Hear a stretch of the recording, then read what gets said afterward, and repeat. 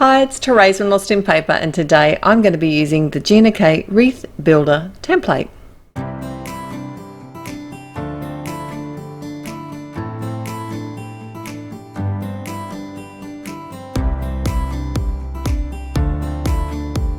So today I've got the Gina original Wreath Builder template, and this is for the 3 3/4 or the 4-inch sized cardstock.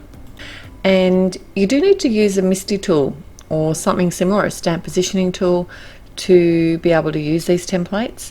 I've cut a piece of Bristol smooth cardstock to the 3 3/4 inch square, and I've put my template in place and placed my cardstock within that. The floral images that I'm using today come from Reverse Confetti, and it's from a set called Build a Bunch. And I've just positioned it on my cardstock where I think I might want it and picked it up with the lid of my MISTI.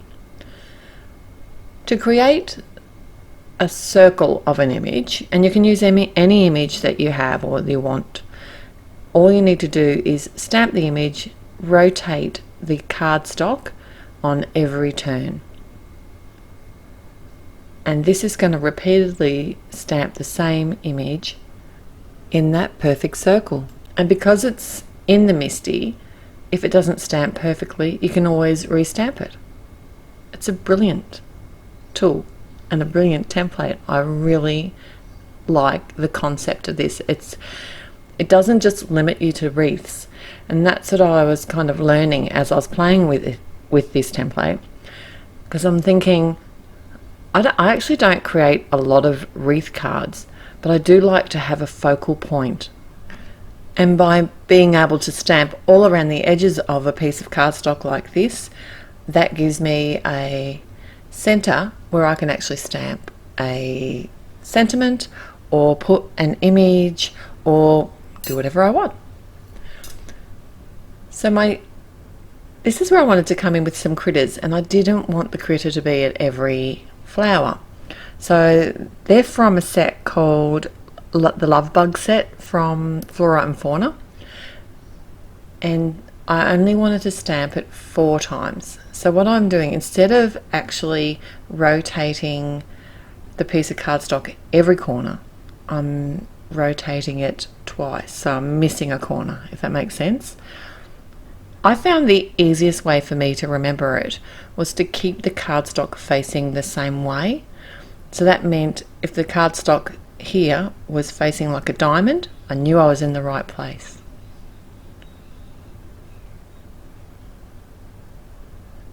Now this is going to affect any stamping that I do, that I want to do right around the edges now, because half the edge is done in one thing and half is done in another. I did come in and stamp a full circle of leaves. That was easy enough because that was in the center.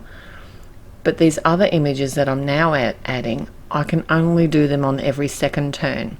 So this time I'm keeping my cardstock facing like a square.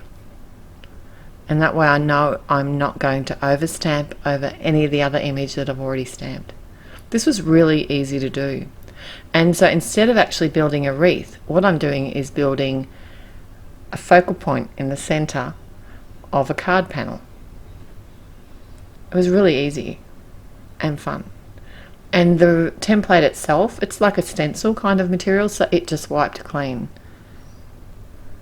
So I did do my stamping with the Onyx Black ink today because I wanted to do some watercolouring, and I thought it was about time I got my zigs out. It's been an age, because I've been using the Ultra New water brush markers and I'm loving them. I love the vividness of the colour, and they are actually really easy to use. I think they're probably a little bit easier to use than the zigs. I don't know. I'm out to lunch on that one. I do like the colours of the zigs. I think I'm sitting here impatiently waiting for some new colours from Ultra New. Maybe I need to give them a nudge. So these colours will be listed at my blog.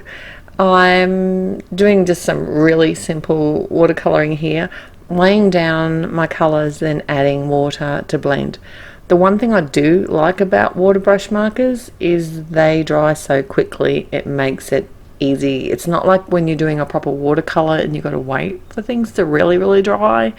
This, I find I use less water with them, and it works well for my impatience. You might notice that I tend to actually add my colours, so I'll add the lighter colour and then come in with a little bit of a darker colour before I blend them. And I definitely work in really small areas. I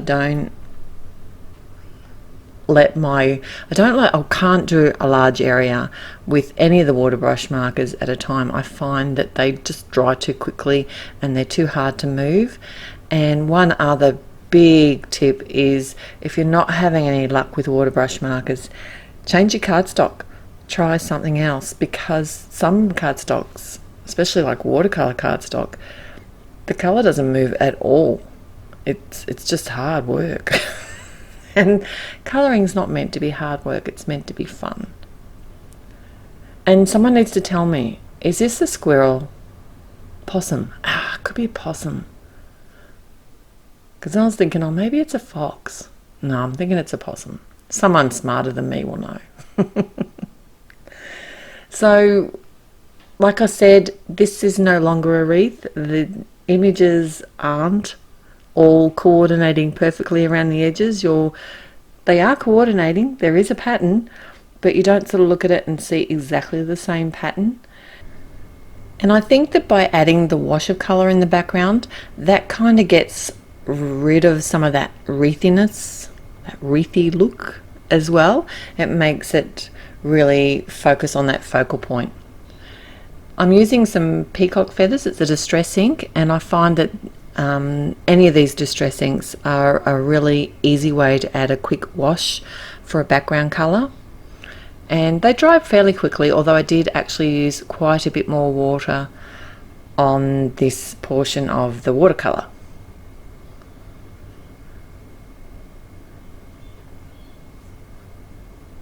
I wasn't sure what colour to do those flowers until the end. That's why I left them.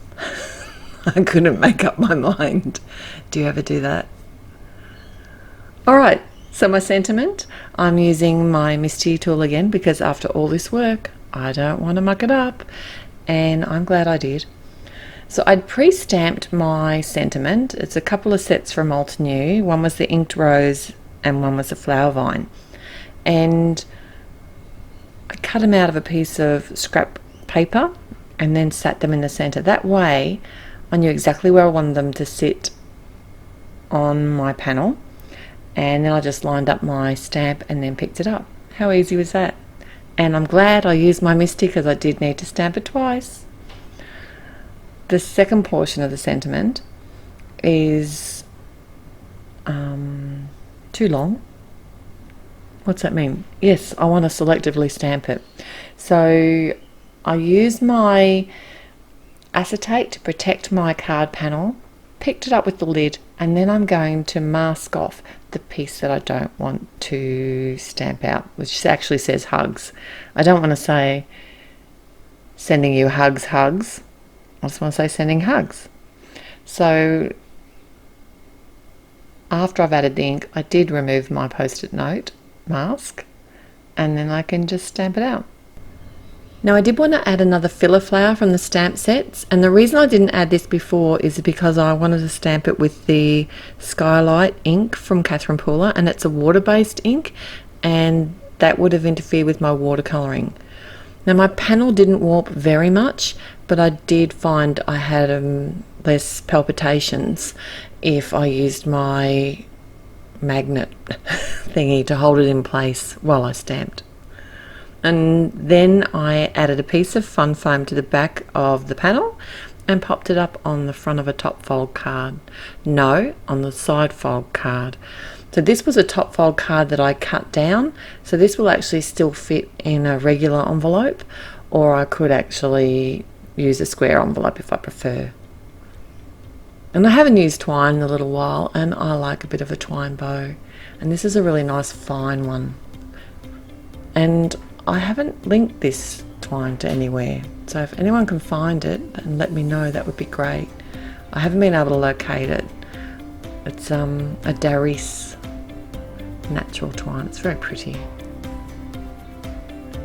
So if you like this video, please like it, and if you haven't already, I would love it if you would subscribe to my channel and be back again real soon for my next video. Till then, happy paper crafting. Bye.